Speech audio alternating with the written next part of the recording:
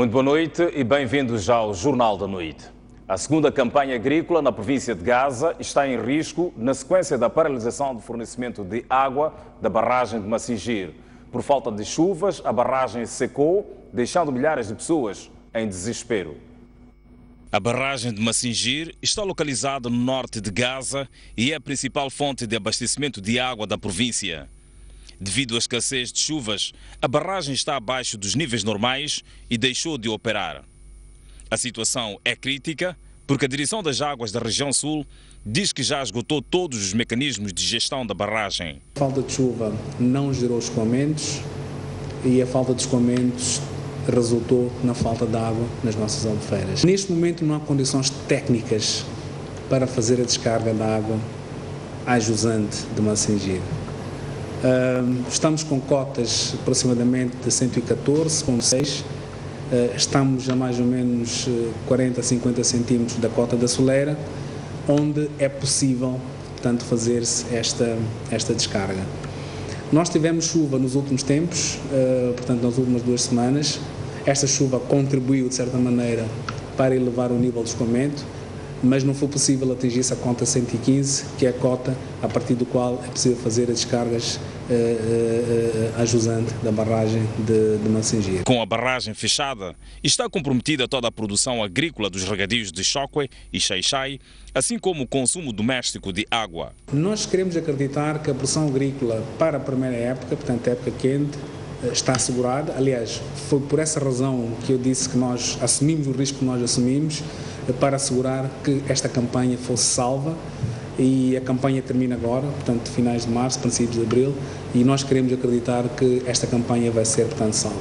Em relação à segunda campanha, nas condições atuais da barragem de Massingir. O alerta vermelho é também para as barragens de Curumana e Umbeluzi, que alimentam Maputo. Para que a sociedade pudesse usar a água também de forma racional, evitar o desperdício da água, evitar o uso da água corrente, por exemplo, para a lavagem de viaturas, porque é esta pouca água que nós dizemos que não está disponível. A recomendação é que cada gota de água seja poupada. A falta de chuvas está relacionada. A polícia nega ter se apoderado de 258 mil meticais e um computador durante a operação que resultou na apreensão de 47 armas na casa do líder da Renamo e na sede do partido em Maputo. A polícia desmente ainda ter revistado a casa de Afonso Dhlakama, no bairro da Somerchil 2, na cidade de Maputo. Foi este domingo, depois de a polícia ter apresentado estas 40 armas do tipo AKPM, 7 pistolas, centenas de munições, aparelhos de comunicação e fardamento militar apreendidos na casa do líder da Renamo e na sede do partido em Maputo, que o partido acusou as autoridades de terem se apoderado de um computador de mesa e 258.500 meticais. Na residência oficial de Sua Excelência, o Presidente, onde se encontra a sua família, a dona Rosária Chakama. E na outra casa levaram 85.500 metical para a compra de víveres na sede, Na sede nacional, arromparam os gabinetes e levaram um computador laptop de marca Dell. Esta segunda-feira, a polícia reagiu às acusações e recusou ter se apoderado do dinheiro e do computador. O que a polícia tem a dizer é que o material que foi apreendido ontem é aquele que foi apresentado à imprensa. Portanto, outro material que a Renamo alega que a polícia poderá ter levado, portanto, não constitui a verdade. O que a polícia apreendeu é exatamente aquilo que se apresentou à imprensa ontem. A corporação nega ainda ter revistado esta outra casa de Afonso Dhlakama, localizada no bairro da Somerchil. Não há razão nenhuma de se esconder nada. O que foi feito e que foi revelado. Referi aonde a polícia esteve. A polícia esteve na sede do partido Renamo e na residência do líder da Renamo. A polícia diz ainda que já começou a ouvir os 4 guerrilheiros da Renamo notificados para explicarem a posse das armas. O presidente da República, Filipe Nyusi, participou hoje na cerimónia de graduação de 79 estudantes no Instituto Superior de Educação e Tecnologias, uma instituição gerida pela organização não governamental ADPP. É o fim de mais um ciclo de aprendizagem para estes estudantes que, ao fim de 3 anos em regime de internato, receberam a graduação nos graus de licenciatura. Na sua mensagem de ocasião, os graduados prometem ser instrumentos para servir o desenvolvimento do país e aproveitaram a presença do chefe de Estado para falar da importância da paz no seu novo percurso. Tendo em conta a atual situação político-militar do país, os graduados apelam à paz e pedem a oportunidade de materializar os conhecimentos adquiridos durante a formação para a melhoria das condições de vida dos moçambicanos. A direção do Instituto garante que os 79 graduados estão prontos para contribuir para o desenvolvimento do país. É que 77 jovens bem preparados e com muita força vão começar a trabalhar em prol do desenvolvimento do país. Eu quero sublinhar que estes jovens têm com uma profunda conhecimento do que se passa em Moçambique e nos países à sua volta. O Presidente da República, que testemunhou a cerimônia, falou da importância dos cursos de Pedagogia e Desenvolvimento Comunitário para o futuro do país e deixou um desafio aos graduados. A pedagogia e o desenvolvimento comunitário são de importância fundamental na nossa sociedade. Moçambique está na fase em que procura se libertar de fome. Moçambique quer água potável, boa habitação e energia para o seu povo. Precisamos de boas estradas. Moçambique está numa batalha de desenvolver a zona rural. Há vicissitudes naturais caracterizadas por calamidades cíclicas exigem soluções sustentáveis. Hoje, o Instituto Superior de Educação e Tecnologia passa a entregar ao país jovens devidamente preparados para se juntar a esta missão complexa. Além de assistir à cerimônia, Flip News pretendia incentivar o esforço do Instituto, também conhecido por One World University, pela sua aposta numa zona rural para promover o ensino superior. Isaac Chand e Isaltina Lucas foram hoje empossados para os cargos de Ministro da Justiça, Assuntos Constitucionais e Religiosos e Vice-Ministra da Economia e Finanças. O Presidente da República, Flip News, exigiu melhorias nos dois setores. Ao advogado Isaac Chand, que tomou posse como Ministro da Justiça, Assuntos Constitucionais e Religiosos, o Presidente da República desafiou o titular da pasta a garantir a igualdade da justiça a todos os moçambicanos. Por outro lado, Filipe Nunes exigiu que a Vice-Ministra da Economia e Finanças trabalhasse arduamente na gestão das finanças e controle de gastos públicos. Assegure que todos os cidadãos moçambicanos, em particular os carentes e competentes, tenham a devida assistência jurídica e patrocínio judiciário. Elaborem e assistam os demais membros do governo na elaboração e atualização das normas jurídicas. Por sua vez, Isaac Chand prometeu-se a trabalhar com outros órgãos de justiça para a melhoria do sistema prisional. Temos que olhar como acompanhar também o nosso sistema nacional de prisões, temos que ver condições em que as prisões estão, o que é possível melhorar, a função da habitação da natureza ocidental, mas se calhar com as equipas que existem é possível tentarmos melhorar e humanizarmos, como dizia o Presidente da República, o nosso sistema nacional de prisões. Na ocasião, o Presidente da República, Filipe Nunes, empossou também Bernardo Constantino para o cargo de chefe do protocolo do Estado. Munícipes em Nacala dizem que a qualidade de energia elétrica piorou, mesmo com a entrada em funcionamento da plataforma flutuante. Os munícipes pedem uma solução urgente.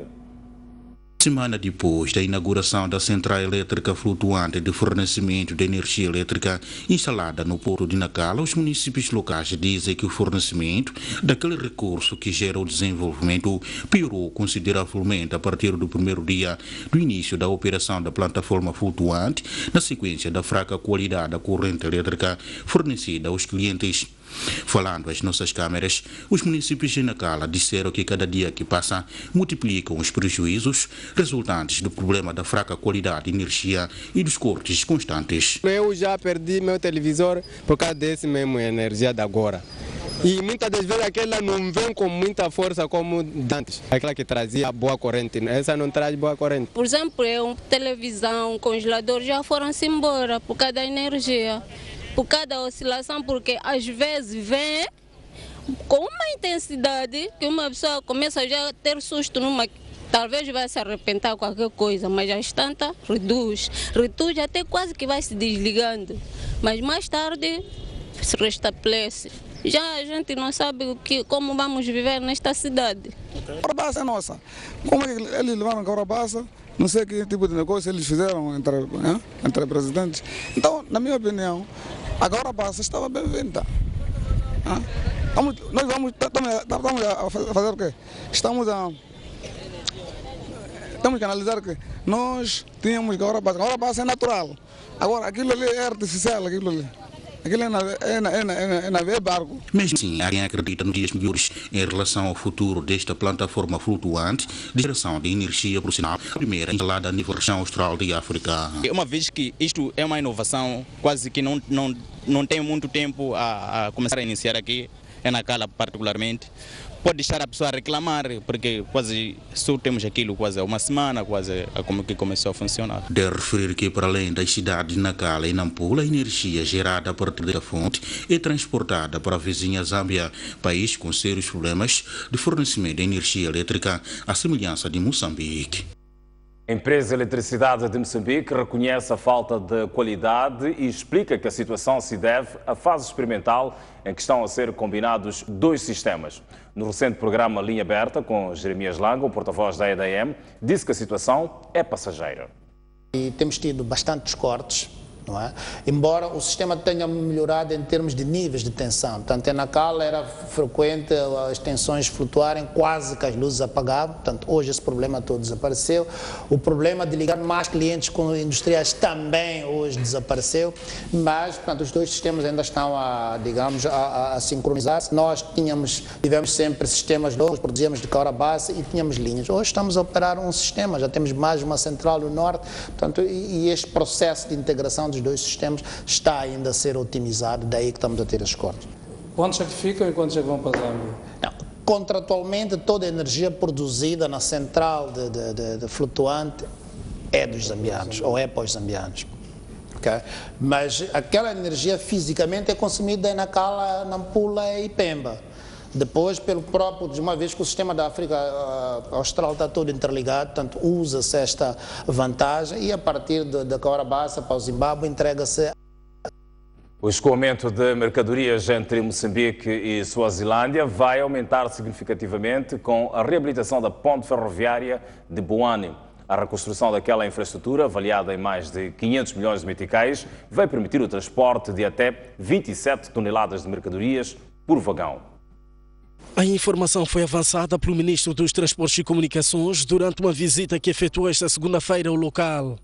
Carlos Mesquita diz que uma das vantagens da reabilitação vai ser o aumento da capacidade de transporte de mercadorias entre Moçambique e Suazilândia de 18,5 toneladas num vagão para 27 só numa viagem. Vamos começar pelo menos pela capacidade de carregamento dos vagões. Vai passar para vagões com eixos, portanto, peso por eixo de 27 toneladas, o que é do ponto de vista do projetamento.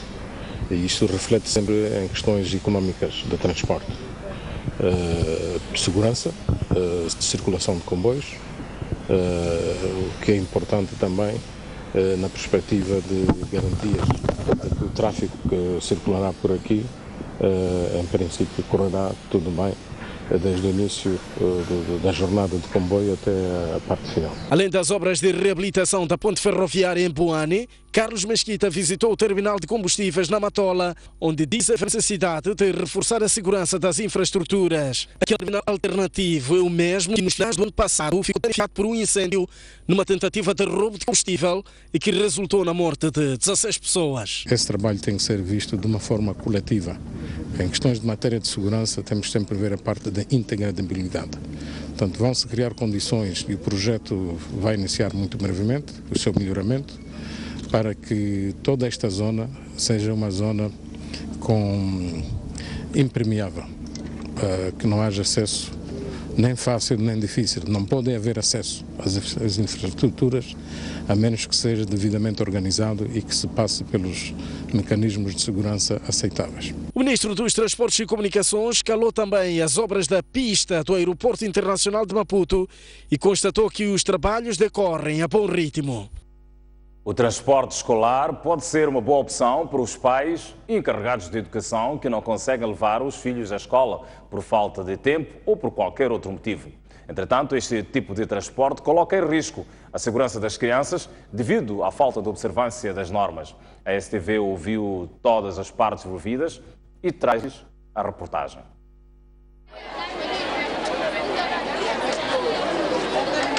Perante a dificuldades de levar os filhos para a escola, alguns pais e encarregados de educação encontram solução no transporte escolar. Só na cidade de Maputo circulam mais de 600 carrinhas de transporte escolar.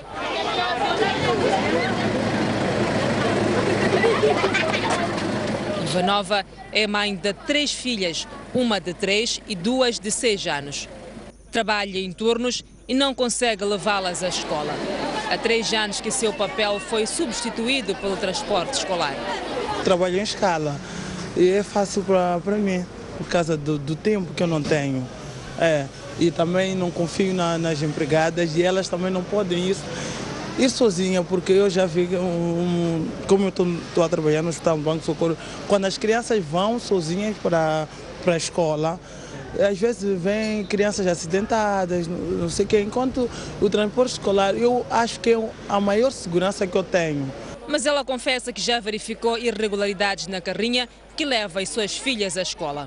O transporte escolar, às vezes, tem se portado mal.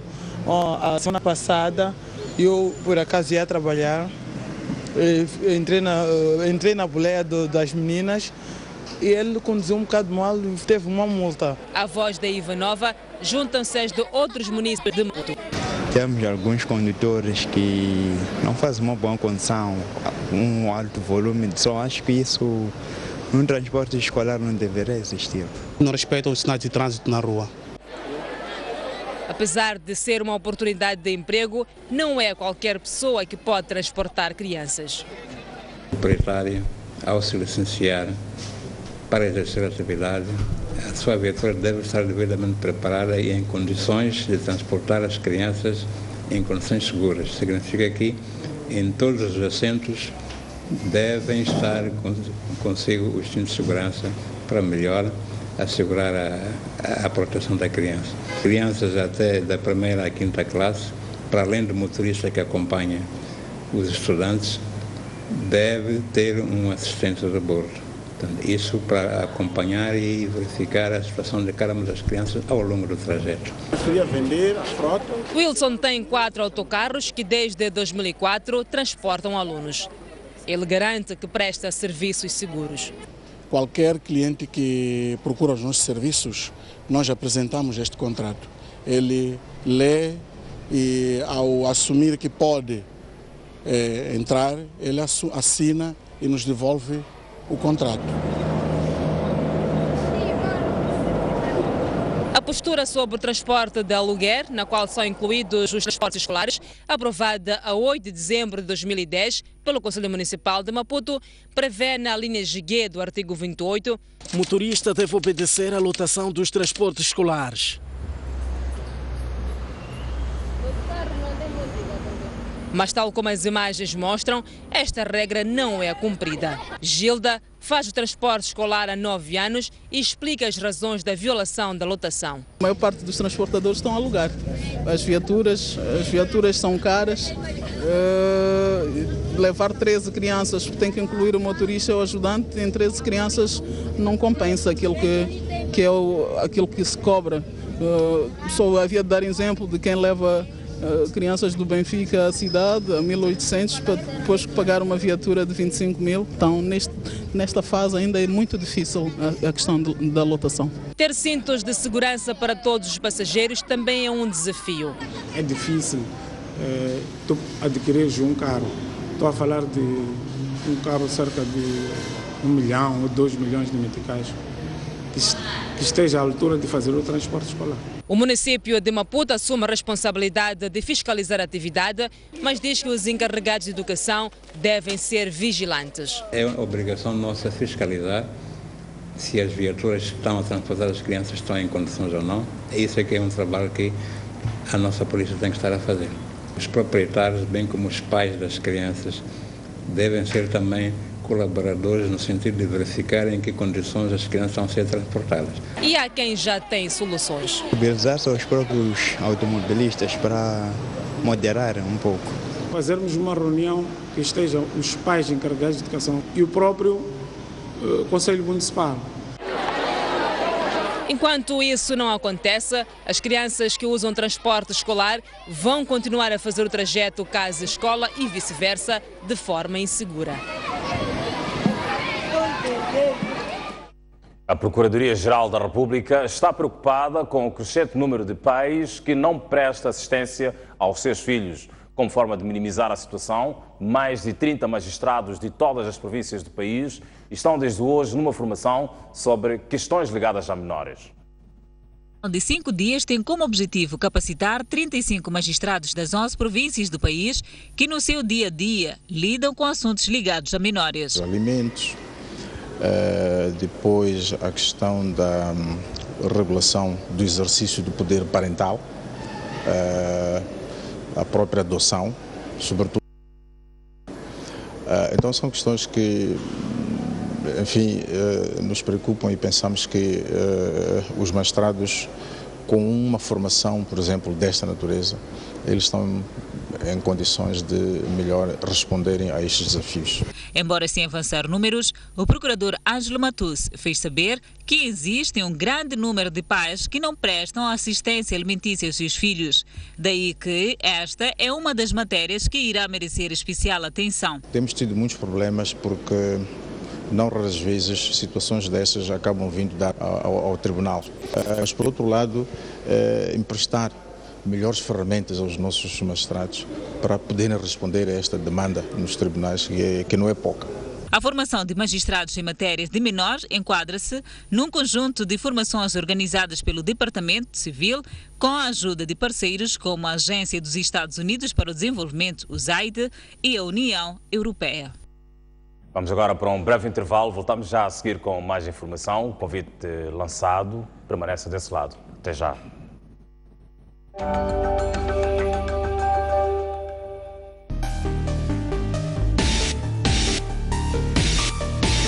Senhor Abel, falamos de propostas concretas. Não realmente a guerra. Onde a política sempre a conflito.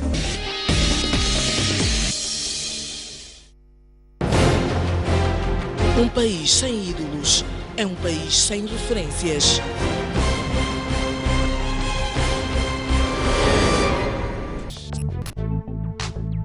Ninguém jamais odiou o seu próprio corpo. Há quem diga que quem casa, quer casa. Há muita gente que infelizmente pertence ao partido de adiamento. Tenha certeza que precisamos da presença da paz. Será que o mesmo acontece quando falamos de reconciliação? Há muita gente que até diz que Moçambique está em paz. Há muita gente que diz vamos buscar a paz.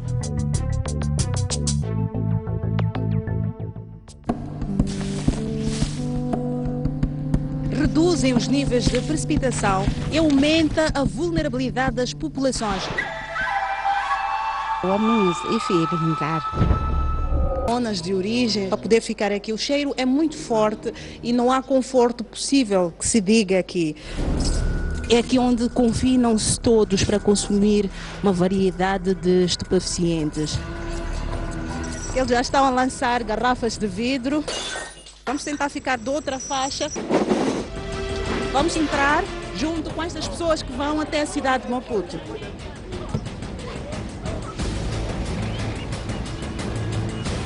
Olá, eu sou a Selma Inocência, junte-se a mim no Grande Plano, aqui na STV.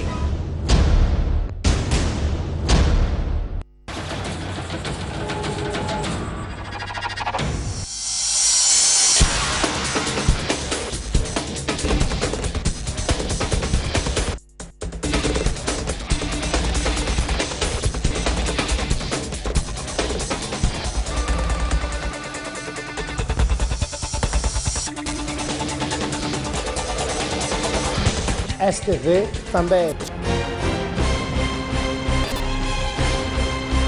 Um país sem cultura é um país sem identidade. Um mundo sem referências, um mundo sem... Um grande abraço de parabéns à STV pelo seu 2º aniversário. Estão a crescer, é ótimo. Criaram uma excelente alternativa para caminharmos para a frente, naquilo que é o mundo da televisão e da comunicação. Penso que a STV Notícias é um canal de prestígio. Um canal de prestígio porque, para além de trazer as informações do dia a dia dos moçambicanos, pretende ou transmite aquilo que é a convivência, o ser do moçambicano. Nós podemos encontrar também lá alguns programas, sobretudo os debates que abordam assuntos candentes, assuntos muito importantes para a nação. Trazem muitos debates muito bons, debates sobre a vida nacional, sobre a vida social. E eu penso que é uma coisa a aproveitar. Parabenizar a STV Notícia, que da sua existência de 2 anos e que continua a dar boas informações, que nos faz chegar as informações, mesmo os sítios mais escassos em informações. Parabéns à STV Notícias pelo aniversário que está a fazer agora 2 anos, e a expectativa de todos é que traga as melhores notícias. Você sempre pergunta o que aconteceu, quando, como e porquê. Respondemos sem discriminação dos autores e do local do acontecimento. Nas cidades ou nos bairros, nas localidades ou nos distritos, no país ou no mundo. Sempre tem uma história que você quer ouvir. E nós contamos. Com rigor e isenção. Imparcialidade e transparência. Fazemos isto há 2 anos. Com compromisso e verdade. Sempre aprimorando a qualidade. Porque na STV Notícias nós... O Jornal da Noite. Nos últimos dias tornou-se um exercício difícil conduzir na cidade de Nampula, devido aos buracos que tomaram de assalto as estradas. Automobilistas já se queixam de problemas mecânicos decorrentes da situação, que tende a agravar-se com as chuvas que se fazem sentir naquele município. Automobilistas dizem-se preocupados com o estado em que se apresentam as vias de acesso na cidade de Nampula, onde os buracos voltaram a assaltar por completo as estradas nesta urbe. Esses buracos são muito, a gente nem faz nada, os nossos carros também estão sendo estragados, mas através desses buracos. Não tem problema, até ontem chegaram de levantar a suspensão para diminuir esse problema. Toda a cidade nada boa, nossos carros de suspensão nada se existirem, mas todo o carro está todo ele embaixo. Mahamuda Morani, que assegurou que o seu executivo vai brevemente iniciar com intervenções por forma a se reverter o atual cenário das estradas, lamentou o facto de não ter recebido ainda os fundos de estrada e de investimento, todos de transferência do nível nacional. Nós temos o asfalto, já tínhamos iniciado o trabalho, como deve ter percebido, mas não podemos avançar com esse trabalho enquanto estiver a chover.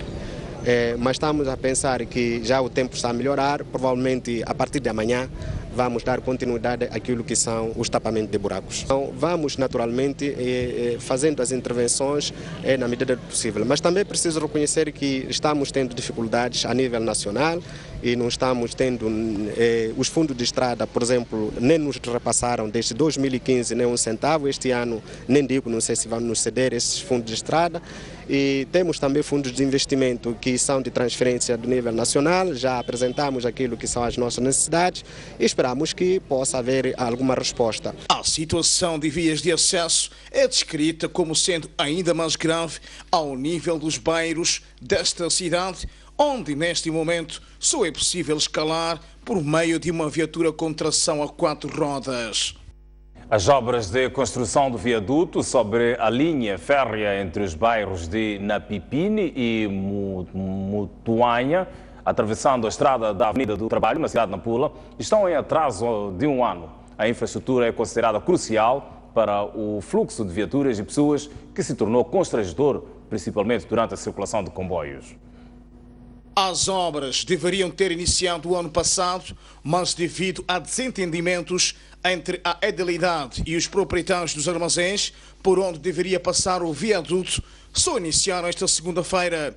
De acordo com o presidente do município, o processo foi caracterizado por fortes negociações, onde chegou a recusar uma oferta monetária de $1 milhão para cancelar o projeto. Hoje estaríamos até a inaugurar em termos de utilização deste viaduto, mas infelizmente tivemos que ficar mais de um ano justamente porque alguns não queriam que este projeto avançasse. Nos apresentaram, inclusive, ao Tribunal Administrativo para o impedimento da construção deste viaduto. Tentaram nos subornar mais de $1 milhão e nós, a nível do Conselho Municipal, dissemos não e vamos construir o viaduto. E hoje estamos a construir, contornando aqueles que queriam impedir, porque tem um armazém e esse armazém não queria ceder para a construção deste viaduto. Presente igualmente na cerimônia do lançamento da primeira pedra para a construção daquela infraestrutura, o diretor provincial dos Transportes e Comunicações, falando em representação do governador da província, destacou a importância do viaduto. Este viaduto vai melhorar de veras a situação de fluidez do trânsito rodoviário e até de peões. Nós sabemos que neste momento esta linha está sendo reabilitada, está a registrar melhorias, vai passar daqui a algum tempo, provavelmente até julho, a comportar um comboio diário. Neste momento estão a fazer 2 comboios semanais. Até então a travessia é feita neste ponto da cidade e nestas condições, onde se registra enorme constrangimento, sobretudo nas horas de circulação de locomotivas. São locomotivas com uma composição de mais de 150 vagões. Espera-se alterar a situação com a construção do viaduto. Ivo Oliveira, Jamar Ramadani, STV, Nampula. Vista melhorar a qualidade de serviços prestados aos cidadãos em todas as regiões do país, o Ministério da Administração Estatal e Função Pública está a divulgar instrumentos normativos sobre a organização territorial junto de vários dirigentes da base e do topo em Sofala. O Ministério da Administração Estatal e Função Pública pretende, com esta iniciativa, que tem como fim último fazer um ajustamento territorial, aproximar e melhorar cada vez mais os serviços aos cidadãos. Por exemplo, se é criado, porventura, um novo distrito, se for o caso, tanto vamos ter mais próximo de uma comunidade que não tinha uma sede distrital, não tinha lá estruturas de um órgão local àquele nível. Vamos ter lá implantado todas essas estruturas voltadas para servir e satisfazer os interesses das comunidades locais. Participam nesta capacitação de apenas um dia todos os administradores dos 13 distritos da província de Sofala, assim como os presidentes de todos os 5 municípios. Os debates deverão estar centrados na Lei nº 17/2012, de 14 de agosto, que estabelece os princípios e critérios de organização territorial. Com o ajustamento da divisão territorial, portanto, temos a possibilidade de adequar cada uma das nossas unidades territoriais ao atual estágio de desenvolvimento econômico, social e cultural do nosso país. Também constitui um instrumento importante para a nossa planificação.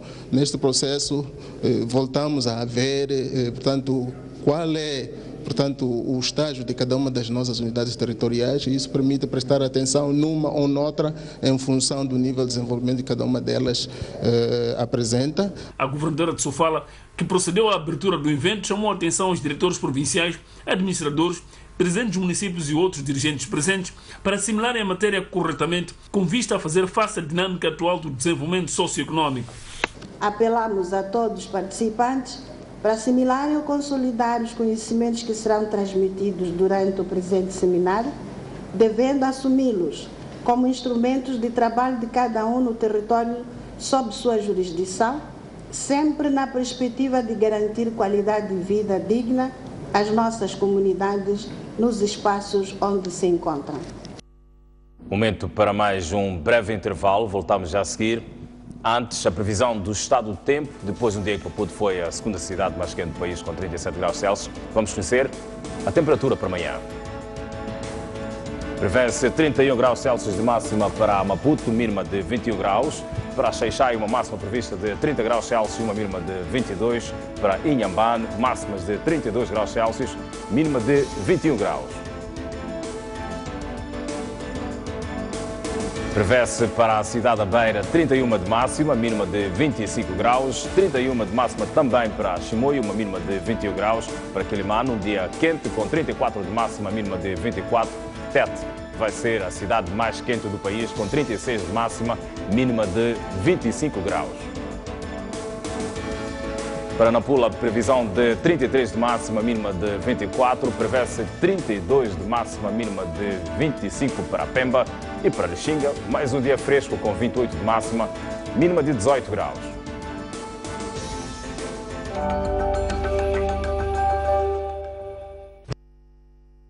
Uma criança e um jovem desapareceram nas águas da praia do Inos, aqui na cidade de Pemba. Combate ao crime é a palavra de ordem da chegada do líder da RNAP à cidade portuária de Natal. Davis Mango deixou ficar as seguintes considerações. A partir da cidade da Beira e com imagens de Manel Chicava.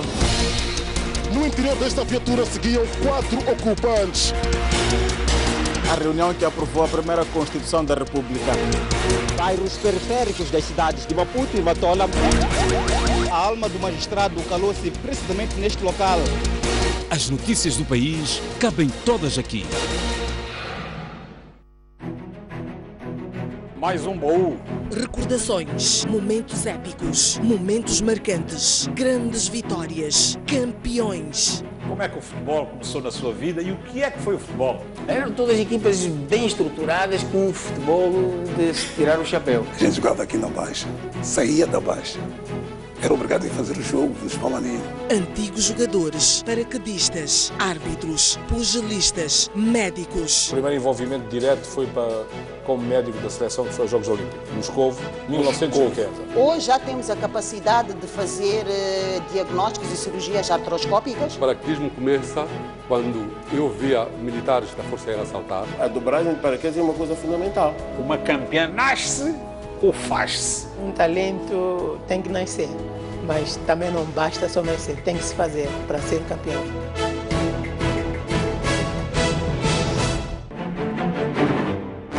Penso que a STV Notícias é um canal de prestígio.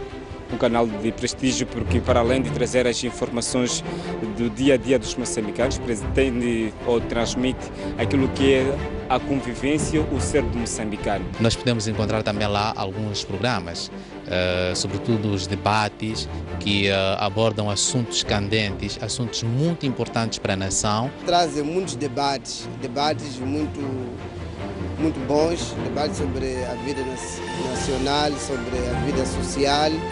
E eu penso que é uma coisa a aproveitar. Parabenizar a STV Notícia, que da sua existência há 2 anos e que continua a dar boas informações, que nos faz chegar as informações, mesmo os sítios mais escassos em informações. Parabéns à STV Notícias pelo aniversário que está a fazer agora 2 anos, e a expectativa de todos é que traga as melhores notícias.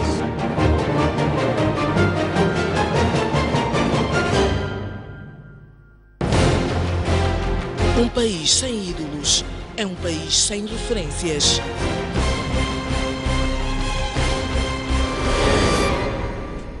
Tudo o que nos rodeia mexe conosco. É fundamental preservarmos isto. Ficamos movidos pelo espírito de trazer as imagens. Torna-nos mais próximos da realidade que veiculamos. O que temos que carregar em nós é o trabalho em equipa. Em Moçambique temos uma diversidade a todos os níveis.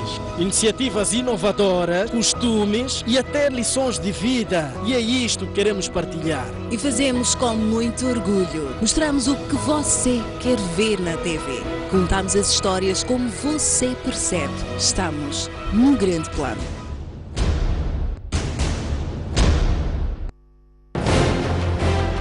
Um país sem história é um país sem futuro.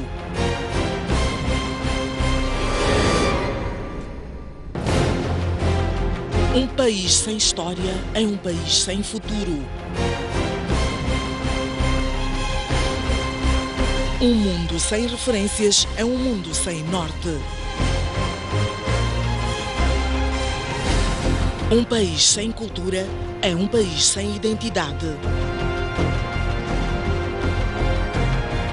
Um país sem ídolos é um país sem referências.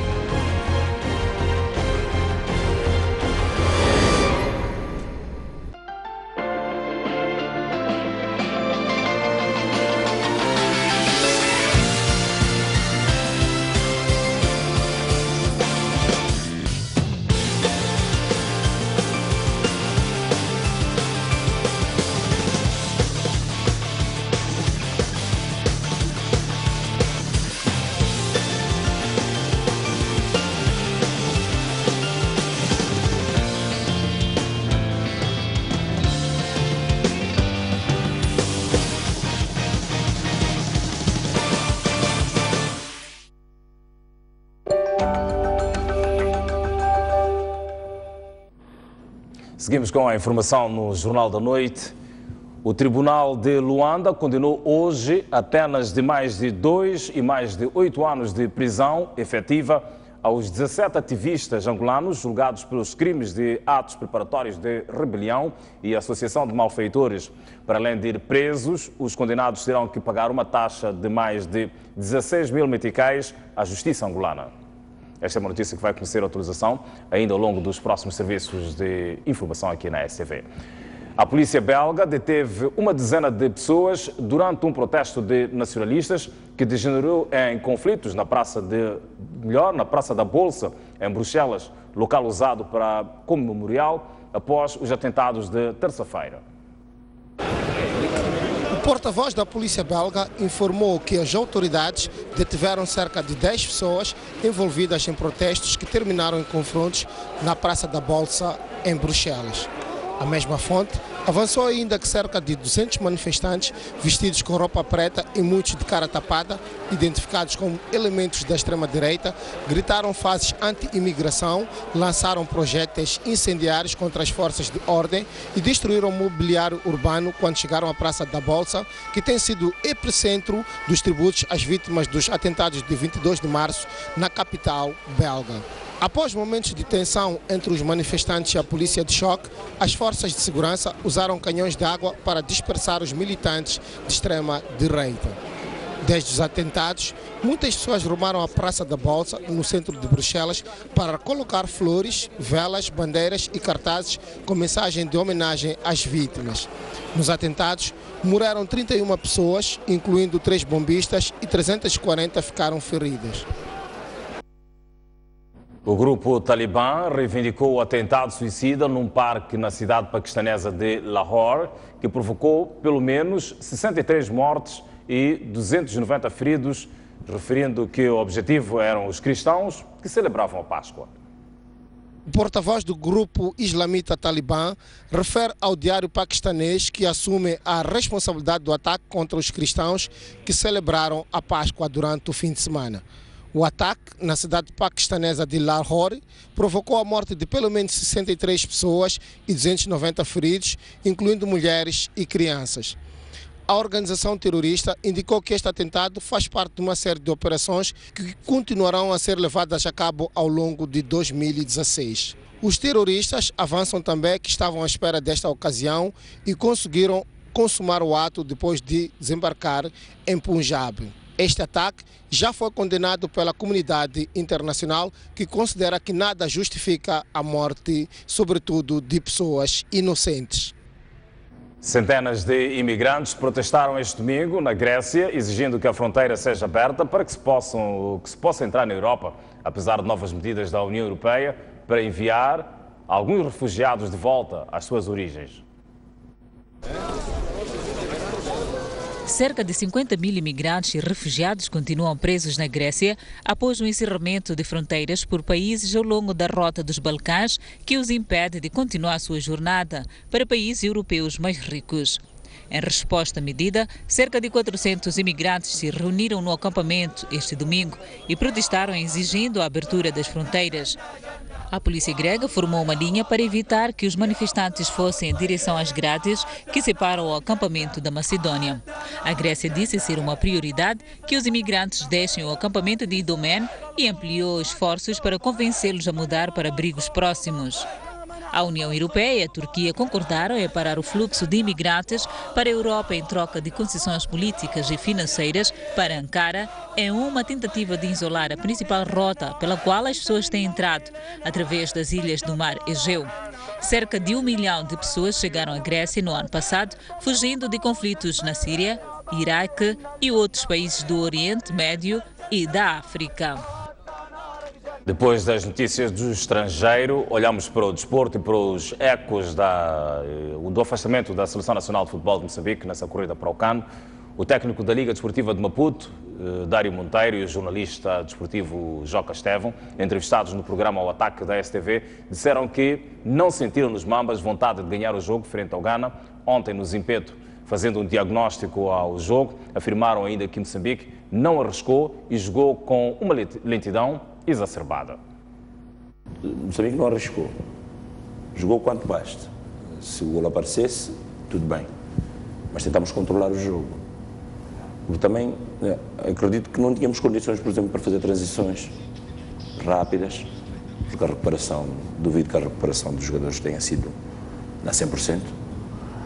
Eu não sentia na equipa toda a vontade de sair a jogar rápido, de mostrar que tem vontade de ganhar. Eu não conseguia ver isso. E senti eu, pela minha fraca capacidade de análise, se calhar, havia uma lentidão exacerbada de processos. Precisamos de criar certos desequilíbrios. E foi o que nós nunca, em nenhum momento quase conseguimos criar. Desequilíbrios que nos possibilitassem aparecer e criar oportunidades de golo claras. Volto a repetir, Moçambique devia fazer muito mais do que fez para que tivéssemos um bom jogo. Porque este, para mim, não foi um grande jogo. Nós temos que trabalhar para mudar o cenário do futebol moçambicano, que é este, é real. É muito triste ver o Estádio Nacional de Zimpeto vazio, tanto nas competições, nas afrotaças, assim como pela Seleção Nacional. Para quem dirige o futebol moçambicano, tem que estar preocupado com isso e questionar exatamente que caminhos é que nós vamos trilhar para que consigamos sair deste cenário que é triste. O que os pensadores deste futebol estão a fazer para que se dê a volta a este cenário que já referi, que é triste. Está pautada a informação no Jornal da Noite e despedimos-nos. Marcamos um encontro para amanhã, pontualmente às 19 horas mais 55 minutos. Entretanto, eu espero por si já a seguir para o espaço e o momento de análise na Noite Informativa. Até já.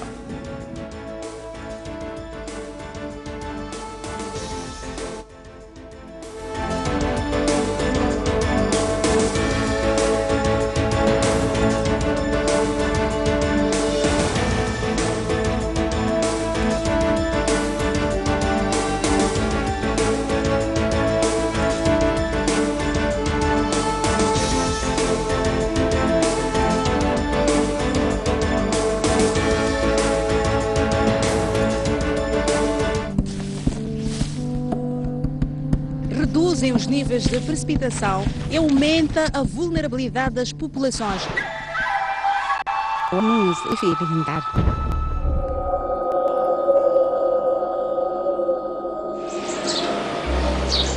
São pessoas que abandonam as suas zonas de origem para poder ficar aqui. O cheiro é muito forte e não há conforto possível que se diga aqui. É aqui onde confinam-se todos para consumir uma variedade de estupefacientes. Eles já estão a lançar garrafas de vidro. Vamos tentar ficar de outra faixa. Vamos entrar junto com estas pessoas que vão até a cidade de Maputo.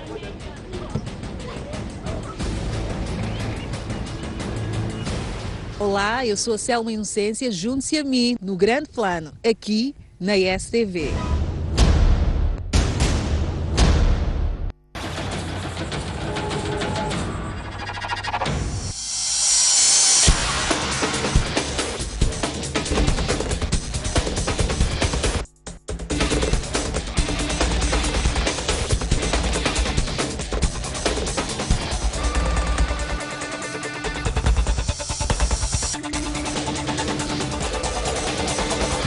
Esta história em um pastor.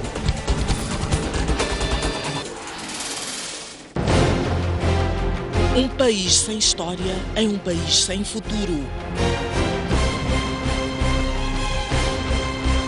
Um mundo sem referências é um mundo sem norte. Um país sem cultura é um país sem identidade. Um país sem ídolos é um país sem referências.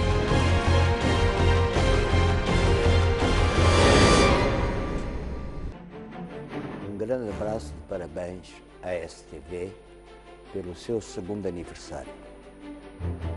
Estão a crescer, é ótimo. Criaram uma excelente alternativa para caminharmos para a frente, naquilo que é o mundo da televisão e da comunicação. Penso que a STV Notícias é um canal de prestígio.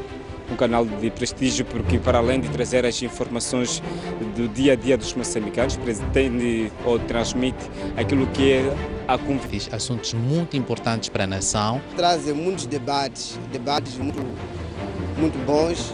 STV Notícia, que da sua existência escassas informações. Parabéns à STV Notícias, as melhores notícias. Do acontecimento. Nas cidades ou nos bairros. Nas localidades. Isenção, imparcialidade e transparência. Fazemos. Nós somos por si. 2 anos. STV Notícias. Informação 24 horas.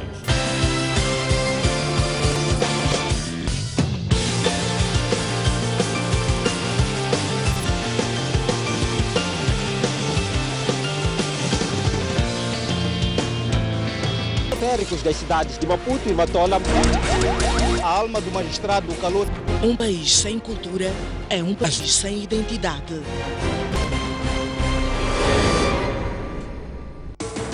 Detiveram cerca de 10 pessoas envolvidas em protestos que terminaram em confrontos, identificados como elementos da extrema-direita, gritaram "Faz Bolsa", que tem sido o epicentro dos tributos às vítimas de 22 de março, expressaram os militantes de extrema-direita.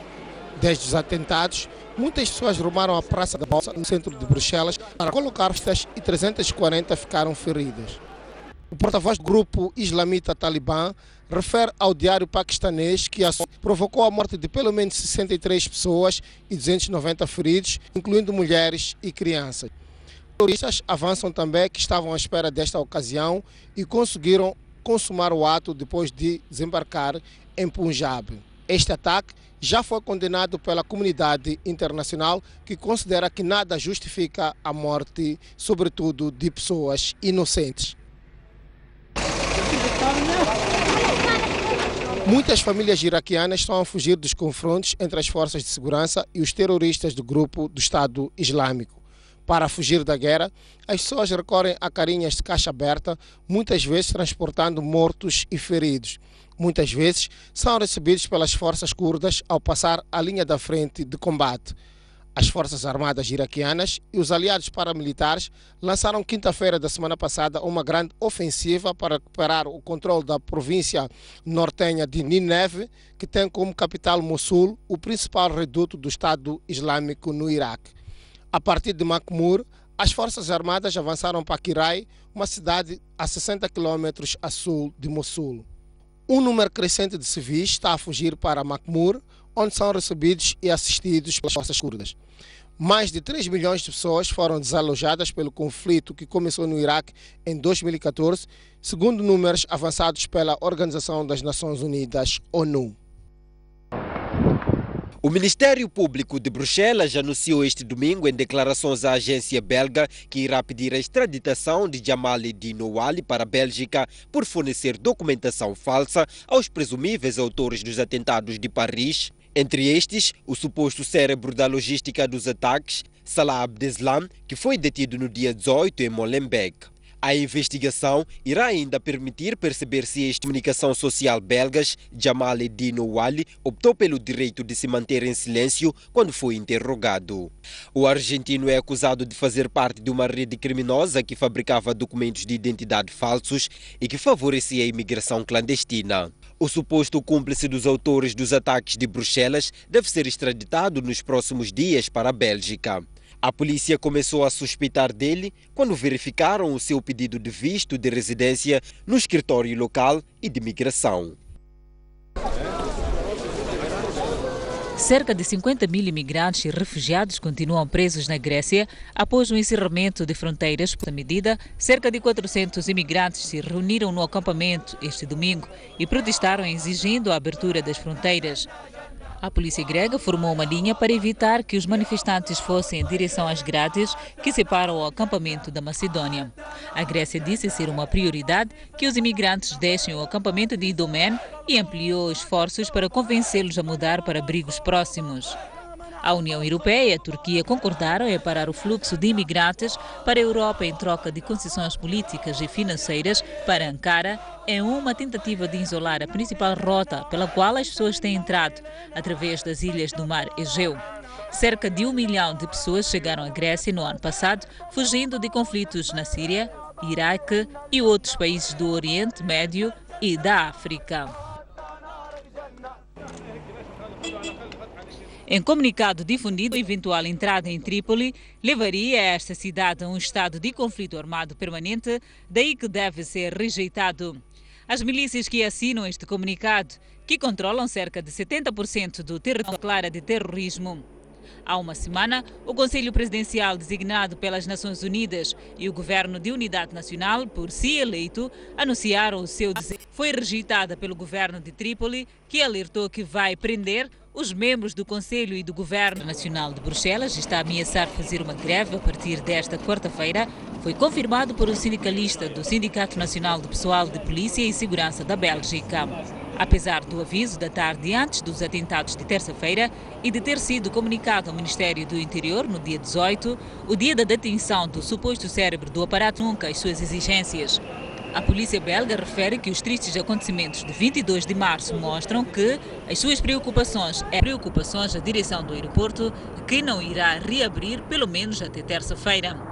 O sindicato exige o controle de todos os passageiros antes da sua entrada na infraestrutura provisória do aeroporto e que nenhum veículo se aproxime a menos de 100 metros do terminal temporário de embarque.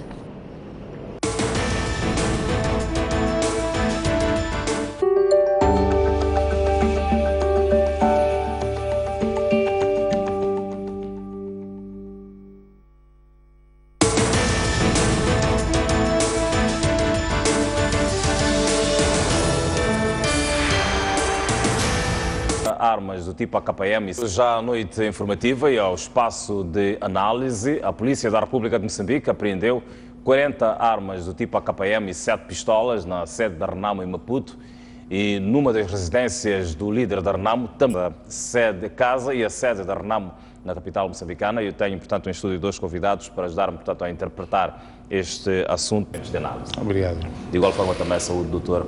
Alberto Cruz, melhor da Cruz, e agradeço também a presença aqui em estúdio. Começaria por si, para tentar ajudar a analisar a razoabilidade, portanto, da Renamo manter, portanto, armas, sobretudo nos centros urbanos.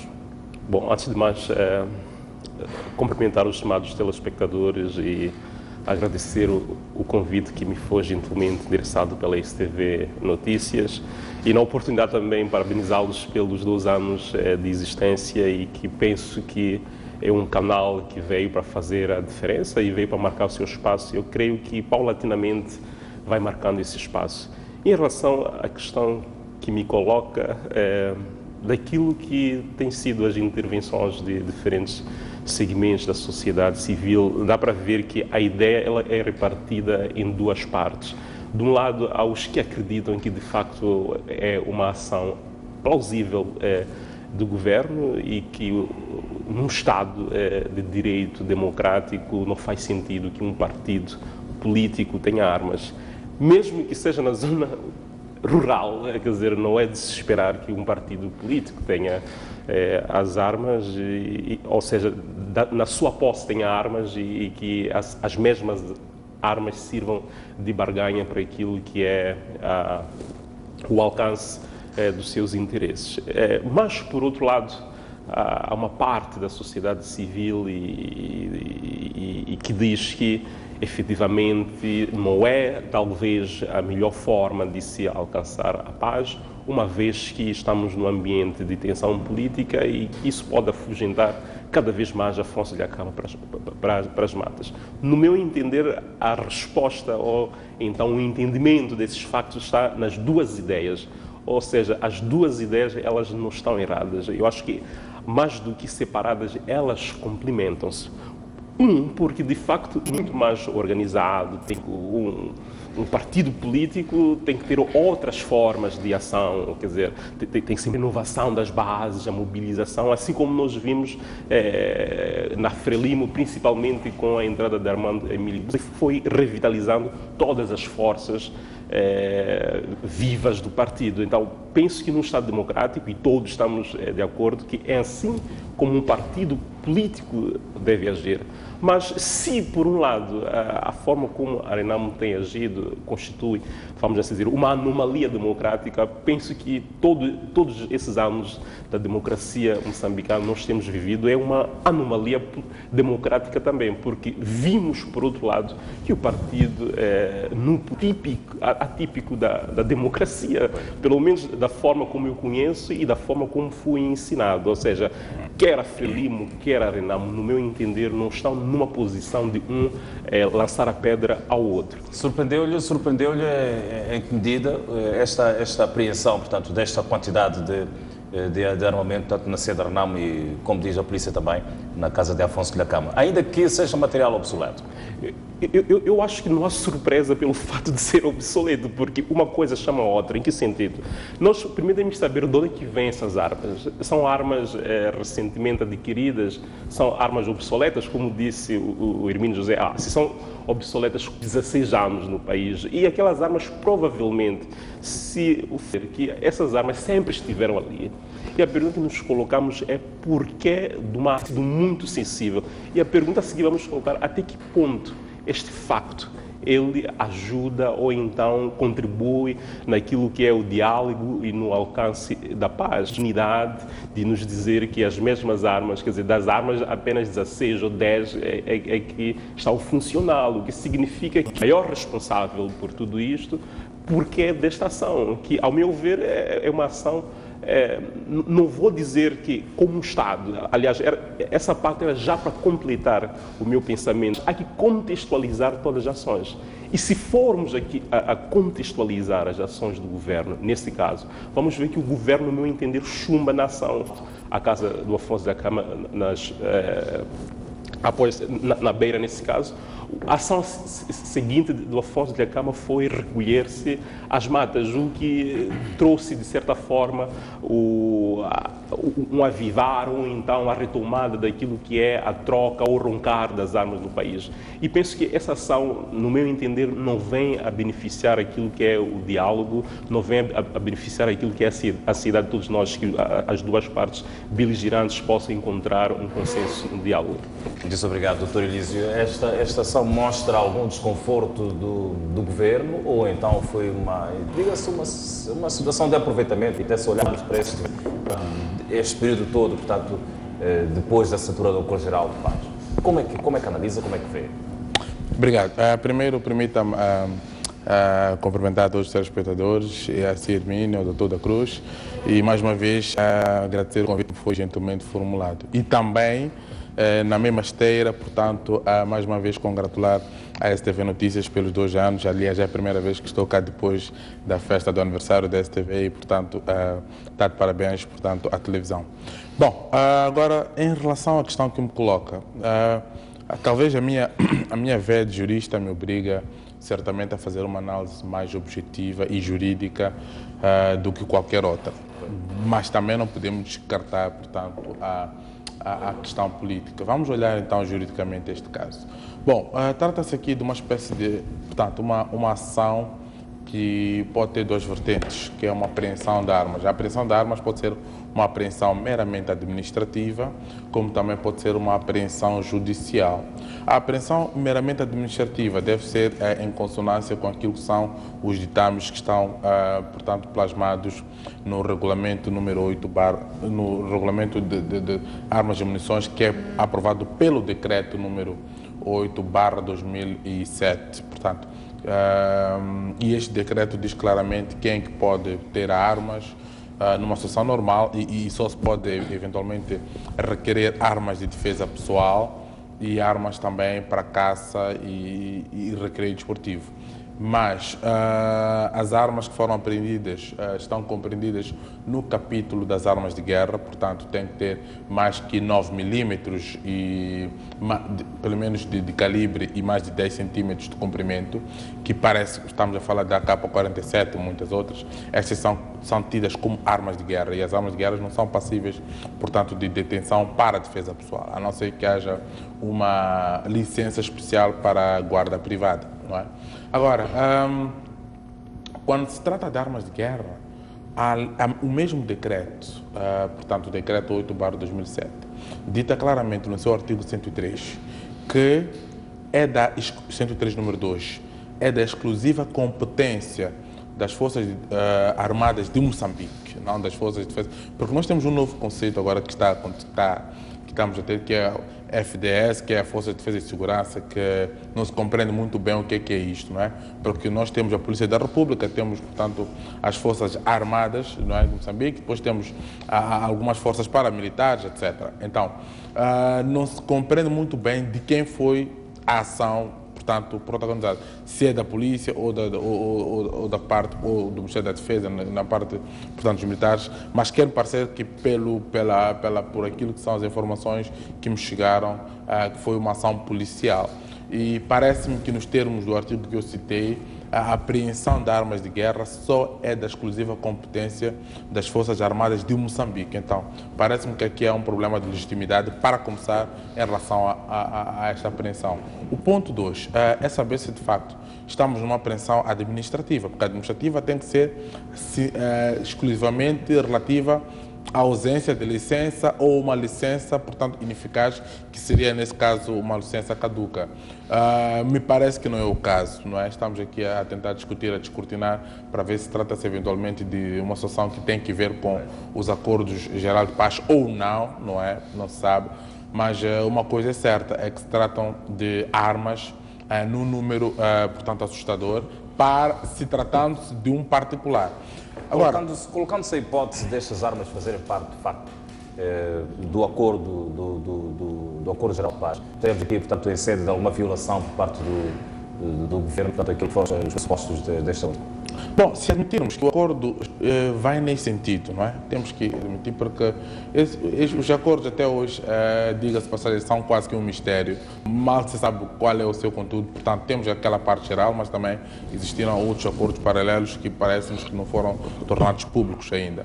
Então, mas vamos imaginar que o acordo, portanto, dava direito àquele número de armas que, portanto, o cidadão Afonso Trama ou sua família pudesse ter, eventualmente, a sua produção. Está necessariamente numa situação flagrante de abuso de poder, não é? Porque haveria, eventualmente, um comando legal que legitimava aquela ação excepcional e teríamos uma situação em que havia uma intromissão, portanto, por parte das forças, portanto, por parte da polícia na residência deste cidadão, não é?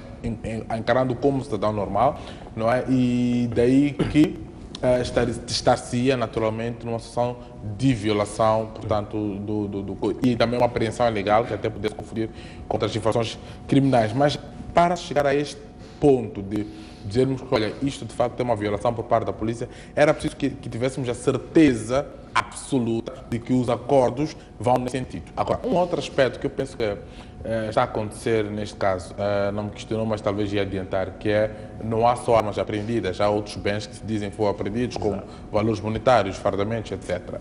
É preciso perceber que a apreensão dos bens em processo penal tem uma linha de orientação, tem uns ditames. Portanto, primeiro temos que ter uma autorização judicial. Isto é básico, não se pode escapar disso de qualquer forma. E depois da autorização judicial, tem que se ter em conta os limites temporais, se foi feito de dia ou de noite, não é? Para aqui não interessa, portanto, há algumas correntes de opinião que levantavam a possibilidade de questionar pelo fato de ter sido feito num domingo, mas isto não interessa, portanto, todos os dias, portanto, são dias que podem ser praticados atos de processo penal, bastando que se respeite, portanto, as horas em relação à apreensão e buscas.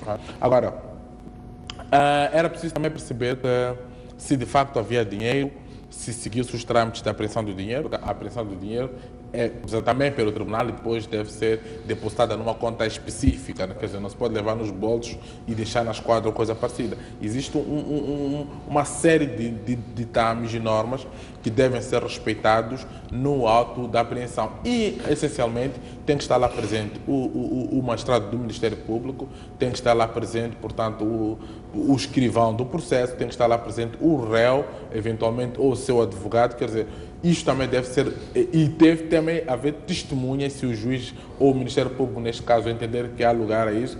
Se estiverem presentes todos os membros, também poderá ser, portanto, convocado testemunhas, muito para evitar este tipo de discussão que estamos a assistir agora, em que uns dizem que levaram 200 mil meticais, outros dizem que não só se levou este valor. Então, quem é que foi a testemunha? Quem da pessoa assinou um auto que diz claramente que, olha, foi apreendido este e aquele bem. E os mandados de busca e apreensão são necessariamente detalhados. Não existe um mandato sui generis, quer dizer, um mandato genérico, que se diz claramente, olha, vão buscar tudo o que encontrarem. Em processo penal não é assim. Mas, tratando-se eventualmente, como tinha levantado a sua hipótese, de uma apreensão meramente administrativa por questões de licença de uso e porte de arma ilegal, aí sim dispensa, portanto, esses ditames todos, mas tem que ser necessariamente só para aquelas armas que estão compreendidas dentro da categoria das armas que não são de guerra. Vamos tentar entender agora também do Dr. Alberto Cruz se esta ação da polícia poderá eventualmente radicalizar, diga-se, a posição da Renamo, retirando a possibilidade também eventual de Afonso Dhlakama sair das matas e voltar, portanto, para a mesa de negociações. Bom, antes de mais, queria tecer alguns comentários sobre a explanação do meu colega do painel, que, quer dizer, de tudo que disse, quer dizer, eu acho que isto vai desaguar a um porto que efetivamente há uma extensa irregularidade. Quer dizer, eu não sou formado em direito e não quero discutir essas matérias, mas está claro de que a ação do governo, ela foi, vamos assim dizer, um pouco anormal por todas as razões. E uma das grandes consequências de tudo isso é o que disse muito bem. Quer dizer, hoje em dia não sabemos quem fez o quê. Quer dizer, ora há um computador apreendido, ora há 285 mil meticais apreendidos. Quer dizer, a Renamo até pode dizer que houve 1 milhão de meticais apreendidos, se não se seguiu os trâmites legais, porque se estamos a falar de um Estado de Direito democrático, quer dizer, há uma exigência por quem vela o mesmo direito, que vá e cumpra. Quer dizer, não pode ser apenas o cidadão, não pode ser apenas os partidos políticos da oposição, tem que ser na generalidade. Então, por aí, essa ação, por mais que tenha tanta utilidade, quer dizer, acaba estando numa nuvem cinzenta em termos de análise. Ou seja, é uma ação talvez não justa, mas é daquelas ações de tudo bem, foi necessária, mas há muito que debater. Eu acho que a polícia não pode apenas vir dizer que apreendeu 40 e tal armas, mas sem dizer em que contexto, qual foi o trâmite, qual é o processo, qual é o número do processo, talvez para que os nossos juristas e analistas possam ler e efetivamente ter uma opinião um pouco mais informada. De qualquer forma, vai ser muito especulativo o que a gente está a dizer, foi, não foi, isto porque não há uma uma clareza da polícia quais foram os procedimentos legais que foram aqui tomados.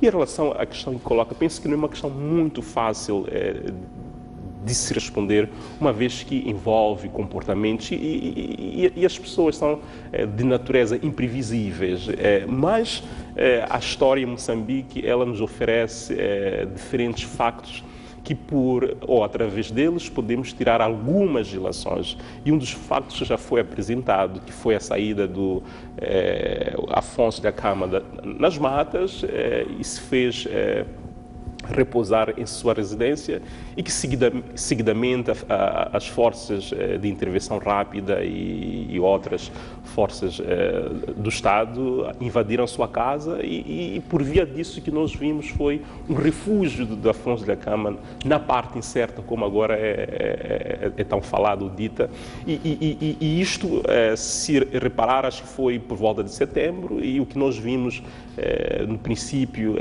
principalmente na parte final de fevereiro e princípio de março, foi uma tensão política, ou seja, houve uma ação que gerou, vamos assim dizer, a retirada de Afonso Dhlakama, e uma vez que ele está retirado daquilo que é o convívio familiar, pelo menos do endereço, porque antes pelo menos tínhamos um endereço, ou seja, Afonso Dhlakama está na beira. Hoje nós não temos o endereço e Afonso Dhlakama está na parte incerta, como disse antes.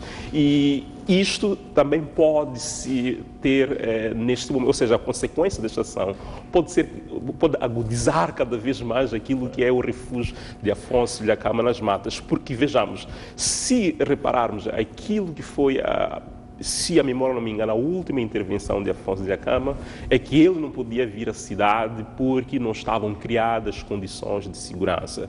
E, uma vez mais, ele citou a questão da beira, ou a invasão das forças na cidade ou na zona urbana, como o Hermínio muito bem disse antes. Então, há aqui levar esse debate. Por um lado, nós criamos um grupo news e, por outro lado, há uma ação do governo que já provou, ou seja, vamos voltar sempre à mesma pergunta, qual é a finalidade disto? Aonde é que nós vamos chegar? E esta promessa lançada ontem pelo senhor Sufo, portanto, na conferência de imprensa da Renamo, de que Afonso Dhlakama iria reagir politicamente. Como é que entende esta reação política de Afonso Dhlakama? O que é que pode pressupor esta reação política de Afonso Dhlakama? Eu sempre disse e vou continuar dizendo, quer dizer, quem quiser que condene, mas no meu entender, Afonso Dhlakama não é daqueles que efetivamente quer a guerra.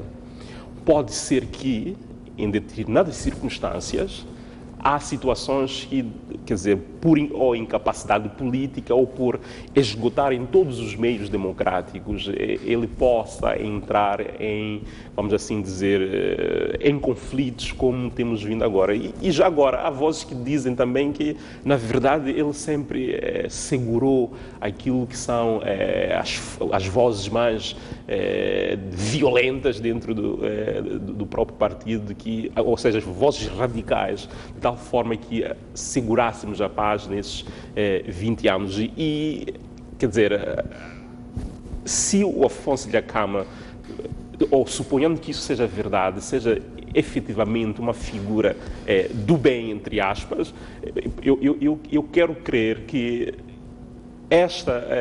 vamos assim dizer, este pronunciamento do porta-voz da Renamo pode ser mesmo nas suas palavras. Por quê? Porque, no meu entender, a maior consequência disto não vai ser imediata, é a continuidade ou o alargamento daquilo que é a desconfiança de Afonso Dhlakama em relação a vir para a cidade. O que chama a dizer, em outras palavras, é que estamos a empurrar cada vez mais Afonso Dhlakama para a zona rural ou para a parte incerta. Não necessariamente que ele possa reagir violentamente. Reagir violentamente eu não acredito, porque nós vimos também no caso da Beira, quando ele foi para Mada, ele teve uma certa paciência de ainda procurar mecanismos de diálogo, mecanismos de alcance da paz. E o que aconteceu cada vez mais, porque muitas das vezes o que nós vemos na imprensa não é necessariamente o que acontece. Quer dizer, neste país há efetivamente uma guerra, como diz o de Brito, e eu concordo, quer dizer, há uma guerra escondida. E vimos movimentação de homens armados, das Forças Nacionais de Defesa. Vimos movimentação de máquinas, carros de guerras, armas de última geração. E um amigo meu que vive na Redondeza ainda perguntava, mas será que em Maputo ainda há armas? Parece que deixou passar por aqui. Então, penso que a reação que nós tivemos da Renamo, por parte da Renamo, muitas das vezes também teve a ver com aquilo que foi a ação ou a reação do governo em relação ao estado atual político e militar do país. Tem a mesma perspectiva de que a confiança pode estar cada vez mais beliscada com esta ação que a Polícia da República de Moçambique tomou no último domingo? Bom, talvez não seria a pessoa mais indicada para fazer análise mais política, mas de todo modo, num senso comum, não é? Poderia dizer o seguinte, que Moçambique está a atravessar um processo, portanto, algo cauteloso, e todas as medidas que se vão tomar devem ser sempre pensadas numa generalidade e não em algo concreto. Quer dizer, nós temos que pensar primeiro para onde que nós queremos ir, não é? Identificar o caminho, porque esta é a base, e tomar todas as ações que a curto, médio ou longo prazo vão para aquele caminho. Agora, também não posso dizer que o Estado deve ficar refém de alguma ilegalidade que possa estar a ocorrer porque tem que se alcançar a paz. Por vezes, há algumas ações que são tomadas ou que devem ser tomadas, mas em defesa também da segurança das pessoas. Quer dizer, o país, estamos nesta instabilidade política, portanto, político-social, assim como se tem dito, ou militar, não é? Mas esta situação de instabilidade também deve justificar alguma tomada de posição, algo como, entre aspas, se diria engolir alguns sapos, não é? Mas há sapos também, há sapos e sapos. E daí que, em primeiro lugar, eu diria que o Estado, o governo, no poder que tem a sua responsabilidade em termos de conduzir algumas ações para o bem de todos, mas também tem os seus deveres, porque se continuam a morrer pessoas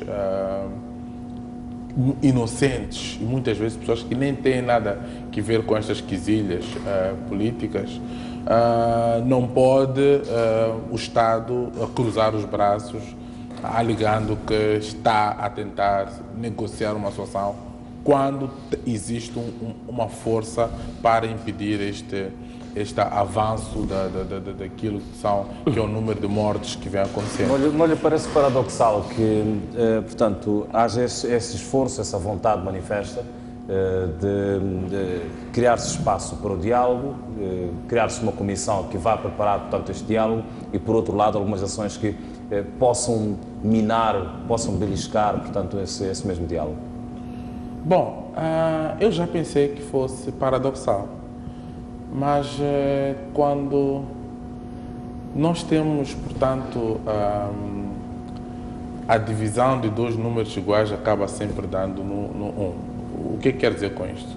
É também um paradoxo que nós tenhamos uma Renamo, portanto, que esteja no mato e temos uma Renamo na Assembleia da República. Para mim é paradoxal. Assim como temos um governo que também inseta esforços para alcançar a paz, por via do diálogo, mas também que vai lá combater, portanto, aqueles que queriam estabilidade. Então, há uma espécie de um duplo paradoxo. E eu penso que, numa situação destas tão sensível, era preciso que se desse voz às pessoas ou aos membros de cada grupo mais pacíficos e menos beligerantes, porque muitas vezes as posições são tomadas é resultado de uma discussão coletiva, não é? Que se chega a um certo entendimento. Olha, portanto, o grupo entende que a melhor posição democraticamente é esta, não é? É A ou B. Então, é preciso que dentro dos grupos, né, qualquer que seja ele, se consigam fazer ouvir mais as vozes pacíficas do que as vozes que entendem que a melhor solução seria a solução menos pacífica. Mas eu penso que isto é uma questão que se deve resolver em conjunto, a partir das bases, e só, por fim, não seria o último passo, mas um dos passos tinha que ser necessariamente o encontro entre os dois mais altos representantes de cada lado, para que, portanto, com chave de ouro, se selasse esta quizilha que ninguém saia a ganhar com isto. Eu quero agradecer a sua presença aqui em estúdio também, de igual forma. Portanto, o preenchimento de análise neste nosso tema, portanto, o desarmamento da RENAM, depois da Polícia da República de Moçambique ter apreendido 40 armas do tipo AKM e 7 pistolas na sede da RENAM na capital moçambicana e também numa das residências de Afonso Dhlakama. A noite informativa vai seguir, nós ficamos por aqui em termos de análise. Até já.